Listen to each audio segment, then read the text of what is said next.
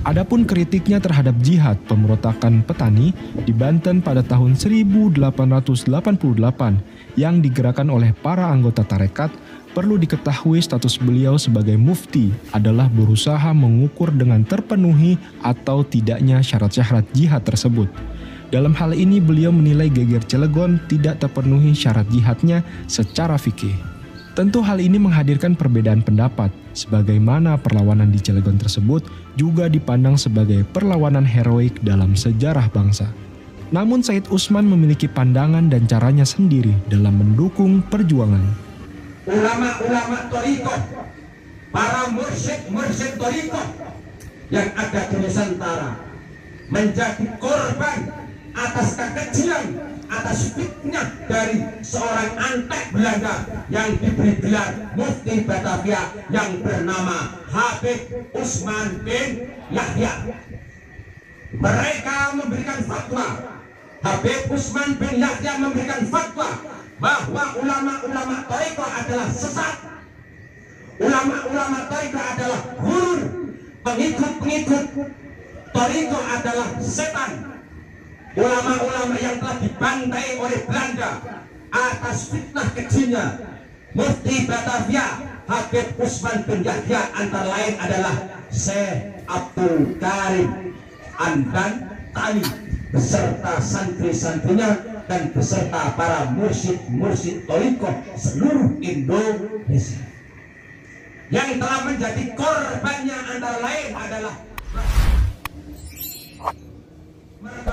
Konsep kedua adalah pandangan struktural sosial tentang sikap hidup dan beribadah di bawah rezim kolonial dengan tetap menghormati dan mematuhi peraturan-peraturan kolonial yang tidak melanggar syariat Islam. Secara jujur, Said Usman memandang bahwa kekuasaan non-muslim terhadap umat Islam adalah keburukan yang tak terelakkan bagi umat Islam. Tetapi ia menolak setiap bentuk perlawanan umat Islam terhadap kolonial dan dirinya tidak pernah akan dapat dibujuk oleh pemerintah kolonial untuk memberi konsesi-konsesi yang berlawanan dengan Islam. Said Usman memiliki ijtihadnya sendiri terkait bagaimana berstrategi dakwah di masa kolonial. Karena pada masa itu pemerintah kolonial memiliki ketakutan yang berlebihan terhadap Islam yang akhirnya menyebabkan tekanan pemerintah yang kuat terhadap keagamaan umat Islam. Dengan dasar inilah Said Usman melakukan hubungan kerjasama dalam bentuk menghormati sesama manusia seperti yang dilakukannya dengan non-muslim termasuk pemerintah kolonial. Usulan dan permintaan Said Usman seringkali diterima oleh pemerintah kolonial. Ia berusaha menjamin kerjasama antara masyarakat dan pemerintah selama syarat tidak mencampuri urusan agama. Karya dan jasa beliau menghasilkan munculnya Stadsblad van Nederlands-Indië nomor 152 Pristeraden tahun 1882, maka disimpulkan bahwa setiap keputusan terhadap masalah di pengadilan agama harus diputuskan melalui hukum Islam dengan tidak ada campur tangan dari para bupati atau regen atau pejabat lainnya. M. Nopal mengatakan, sikap akomodatif Said Usman terhadap kebijakan pemerintah Hindia Belanda, terutama dalam masalah politik, juga dilakukan dalam kapasitasnya sebagai mufti dan ulama yang berkewajiban menjaga keselamatan masyarakat dari ghurur atau tipu daya. Karena itu, dalam banyak karyanya, Said Usman selalu mengajarkan masyarakat untuk berlaku baik terhadap pemerintah dan mengharapkan pemerintah tidak mencampuri urusan agama. Fokus beliau adalah pendidikan umat dan implementasi syariat Islam di masyarakat. Namun ijtihad dan strategi beliau ini bukannya tanpa kritik terhadap pandangan sebagian Ba'alawi dan orang Arab lainnya di pan-Islamisme yang memiliki strategi berbeda.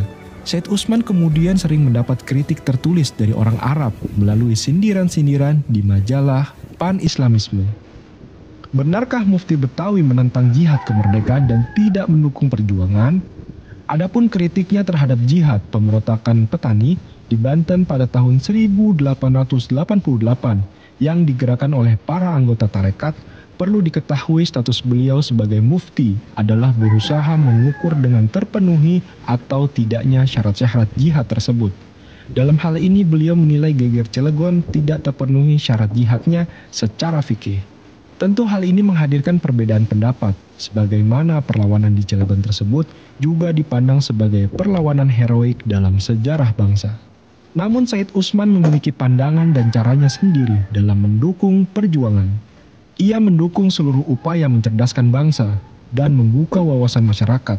Beliau mendukung penuh pembentukan Jamiat Khair dengan mengatakan kepada para pendirinya, bahwasanya saudara kami, para pendiri Jamiat Khair, telah membuat suatu perbuatan yang sebaik-baiknya perbuatan, yang untuk memperbaiki keadaan, dan ini bentuk wujud kepedulian mereka dalam mengembangkan dan menghasilkan ilmu-ilmu syariat Nabi Muhammad SAW dengan membangun madrasah yang menulis kitab untuk membela Said Usman. Ketika diadakan Kongres Syarikat Islam yang dihadiri oleh 7.000 orang, host Cokro Aminoto mengundang Said Usman bin Yahya sebagai pembicara utama dalam kongres tersebut. Mungkinkah guru besar bangsa host Cokro Aminoto mengundang Antek penjajah menjadi pembicara utama di dalam kongres organisasi yang bahkan belum mendapatkan pengakuan pemerintah kolonial?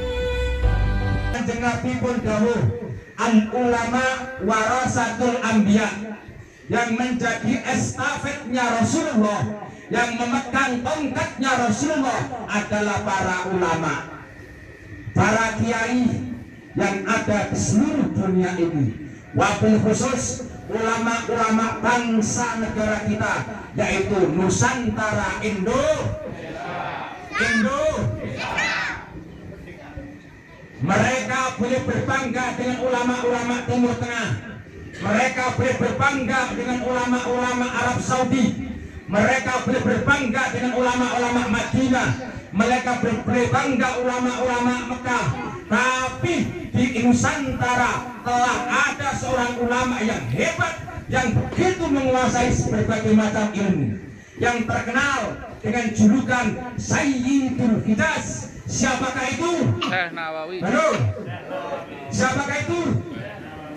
Yang diberi gelar oleh ulama pada masa itu adalah Sayyidul Hijaz dari Nusantara, Syekh Muhammad Nawawi Al-Bantani.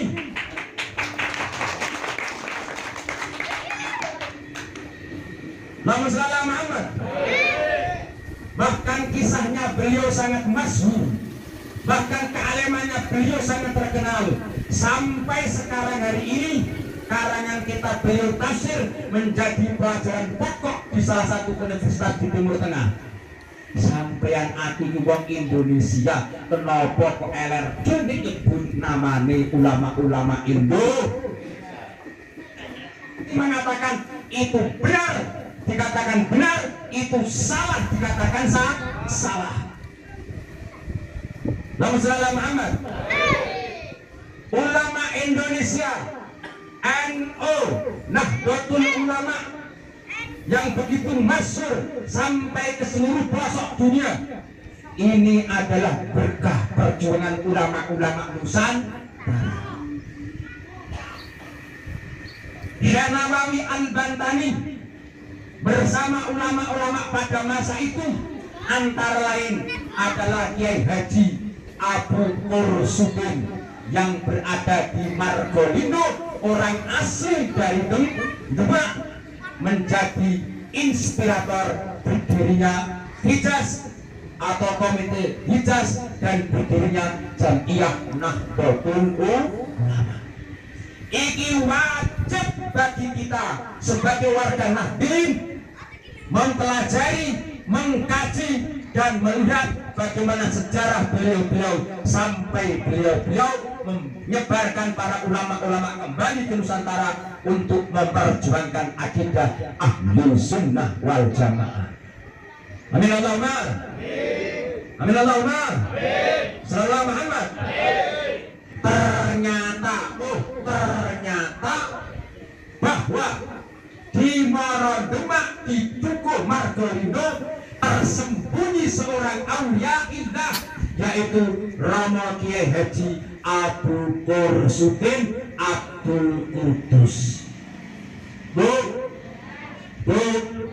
bapak-bapak, ibu-ibu rahimakumullah, ini jiwa yang telah dididik ulama-ulama kita, yang telah membangkitkan hirohnya, himmahnya untuk pengabdian bangsa dan negaranya, rela dikejar-kejar Belanda, rela difitnah para antek-antek Belanda, rela dicaci maki para pengkhianat bangsa. Rata-rata ulama-ulama bangsa Indonesia pada masa itu, setelah selesainya perang gerilya Pangeran Diponegoro, ulama bangkit kembali menggelorakan jiwa perjuangan untuk mempertahankan kemerdekaan Republik Indonesia. Dengan begitu gigihnya, darah ditumpahkannya, harta benda dicurahkannya, anak itu ditinggalkannya untuk memperjuangkan kemerdekaan Republik Indonesia, untuk mempertahankan akidah ahli sunnah wal jamaah madhabun arba'ah yang telah diajarkan guru-guru kita, kiai-kiai kita yang berada dalam akidah ahli sunnah wal jamaah Nahdlatul Ulama. Yang menjadi korban, menjadi pelopor, yang berani taruh nyawa antara lain adalah ulama-ulama thariqah, para mursyid thariqah yang ada di Nusantara, menjadi korban atas kekejian, atas fitnah dari seorang antek Belanda yang diberi gelar Mufti Batavia yang bernama Habib Usman bin Yahya. Mereka memberikan fatwa, Habib Usman bin Yahya memberikan fatwa bahwa ulama-ulama thariqah adalah sesat, ulama-ulama thariqah adalah gurun, pengikut-pengikut thariqah adalah setan. Di saat itu juga ulama-ulama Jam'iyah Nahdlatul Ulama menyerukan wajib hukumnya mempertahankan kemerdekaan Republik Indonesia. Bu, Pak, yang Gulti Pak, tiang Demak nopo tiang Jakarta? Bu, tiang Demak nopo tiang Kudus? Demak nggih. Wajib hukumi masyarakat Demak, wabil khusus seluruh warga Nahdliyin wajib berziarah kepada beliau, yaitu Kiai Haji Abdul Suki. Karena apa? Karena beliau satu masa, satu perjuangan dengan Syekh Nawawi Al-Bantani, sehingga wafatnya saja itu berkencan dengan Syekh Nawawi. Bu, wafatnya Kiai Haji Abu Kursudin itu berkencan dengan Syekh Nawawi dalam waktu meninggalnya. Syekh Nawawi meninggal pada tahun 1897. Romo Kiai Haji Abu Kursudin juga meninggal pada tahun yang sama, yaitu tahun 1897. Aji, Aji, ini betul, keren betul. Iki lho nek wali, nek gak wali gak mungkin. Arab mati yang tansih, Arab mati yang janjian. Beliau Syekh Nawawi pada masa itu dikejar-kejar oleh kaum Wahabi yang ada di tanah Hijaz, mempertahankan akidah ahli sunnah sampai beliau rela dipenjara, rela menderita demi mempertahankan akidah ahli sunnah wal jamaah. Bagi Haji Abu Kursudin rela kembali ke negaranya, memikirkan bangsanya, yaitu Nusan Indo, untuk mendidik generasi-generasi pejuang, untuk mendidik ulama-ulama hebat seperti Romo Kiai Haji Khalil Bangkalan, seperti Mbah Soleh Darat. Dari mereka berdua inilah yang lahirlah ulama-ulama besar yang mendirikan Komite Hijaz dan dilanjutkan Jam'iyah yang paling besar berakidahkan ahli sunnah wal jamaah, yaitu Nahdlatul Ulama. Kula jenengan ora gelem semangat, saling bergandengan, saling bercengkeraman, Cancot Taligondo, sejarah-sejarah leluhur bangsa Nusantara akan diambil alih oleh mereka-mereka yang tidak berhak memiliki bangsa dan sejarah Nusantara. Allahumma shalli ala Muhammad. Ke masyarakat Indonesia, nah ini khususnya berakidakan ahlu sunnah wal jamaah, bermadhabul arba'ah. Ulama-ulama yang telah dibantai oleh Belanda atas fitnah kecilnya Mufti Batavia Habib Usman bin Yahya antara lain adalah Syekh Abdul Karim Andan Tani beserta santri-santrinya dan beserta para mursyid-mursyid thariqah seluruh Indonesia. Yang telah menjadi korbannya antara lain adalah Mbah Ibrahim Hubung Meranggen Demak. Yang menjadi korbannya antara lain adalah Romo Kiai Haji Abu Kursuddin yang telah dimakamkan di Margolin ini. Dia dikejar, beliau dikutak-kutak Belanda, beliau diintimidasi Belanda, bahkan dari lari sampai dari Jawa Timur Tuban, layu sampai ke tekan Goringdem Demak. Ini mempertahankan, memperjuangkan kebebasan warga negara Republik Indonesia. Bu cetok, terus kenal nih. Saiki kira-kira nih sampean ko ziarah begini Mbah Abu Kursuddin, semangat nopo semangat? Seneng nopo seneng? Mantap nopo mantap? Mumpung beliau Mbah Abu Kursuddin belum diakuni orang lain. Nek wis diakoni wong liya Pak, sampean pakhire gigi jari. Belum? Belum gak iso apa-apa. Mereka nopo sejarah telah diklaim mereka orang yang tidak berhak memiliki sejarah. Leluhur bangsa kita jangan sampai diklaim, diakui oleh orang-orang yang tidak berhak mengaku-ngaku. Nek kula sampeyan iki terbuai lali, ora gelem ngurusi, ora gelem melu-melu Cancot Taligondo cincing klambi. Nah, cincing sarung, cincing jaret, cincing saya.